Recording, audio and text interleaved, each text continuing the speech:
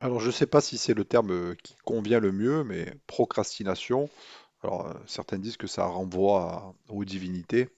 qu'Allah nous préserve de ce genre de conception. Toujours est-il que ce qui est visé dans cette vidéo ici, c'est le fait de toujours remettre à plus tard, à ne pas confondre avec la paresse. Ce sont deux choses complètement différentes.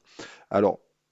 ici, l'objectif de cette vidéo, c'est d'expliquer, sans rentrer dans les détails, mais c'est d'expliquer qu'en réalité, ce qu'on appelle le fait de toujours remettre à plus tard, généralement, ça renvoie à des frustrations identitaires, à un problème d'ordre psychologique et ou émotionnel en rapport avec l'enfance, en particulier dans le rapport avec les parents. C'est lorsque les parents n'ont pas su répondre aux besoins de l'enfant, et quand bien même ils l'auraient su, c'est que derrière, il y a eu beaucoup de rabaissement, des humiliations, parfois même des cas de violence, mais surtout dans le rabaissement et l'humiliation. Alors parfois, comme c'est une généralité dans une culture, c'est-à-dire le fait de dire à son enfant, et tu es un âne et tu n'y arriveras jamais à rien, et d'être toujours dans le comparatif avec les autres de la fratrie ou alors des autres enfants d'autres familles, voisines par exemple,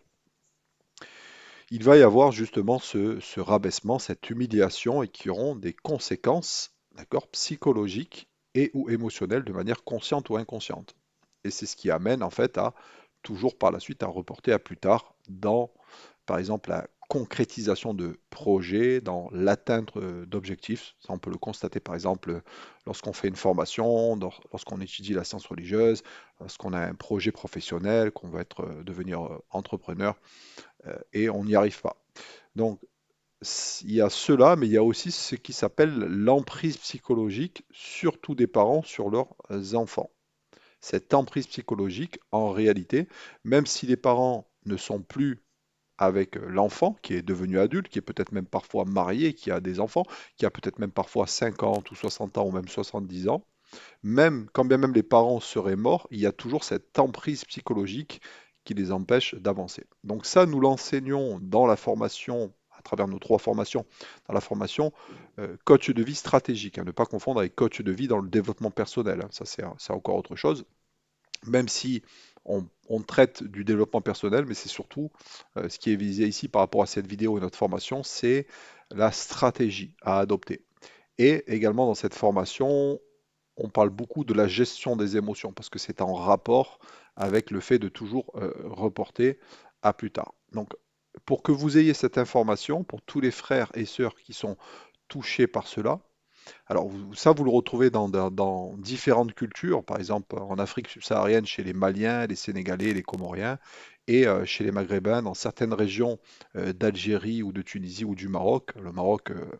vraiment, c'est très fort dans le Rif, en particulier dans le Rif, dans le Maroc du Nord, où vous avez ces parents qui ont cette emprise psychologique sur les enfants. Les enfants, c'est soit de manière consciente ou inconsciente, très souvent inconsciente, et ils ont été rabaissés, il n'y a pas eu cet amour dans le foyer, il n'y a pas eu cette démonstration d'amour, il n'y a pas eu cette relation d'affect, c'est-à-dire il n'y a pas eu cette empathie affective des parents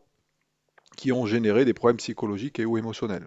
Donc ça, c'est important de le savoir, mes frères et sœurs. Il y a des solutions, il y a des causes à faire. On le répète, on s'en remet à Allah, on fait les causes, on ne s'en remet pas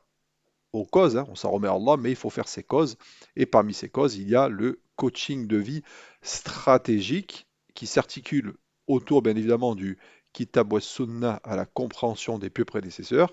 Et on a d'excellents résultats pour nos frères et sœurs qui n'arrivaient pas à concrétiser des projets, à atteindre des objectifs, à se projeter dans l'avenir et de par ces causes qui aujourd'hui arrivent à exceller dans des domaines de vie qui sont entrepreneurs, qui arrivent vraiment d'excellents résultats, à des atteintes d'objectifs. Donc,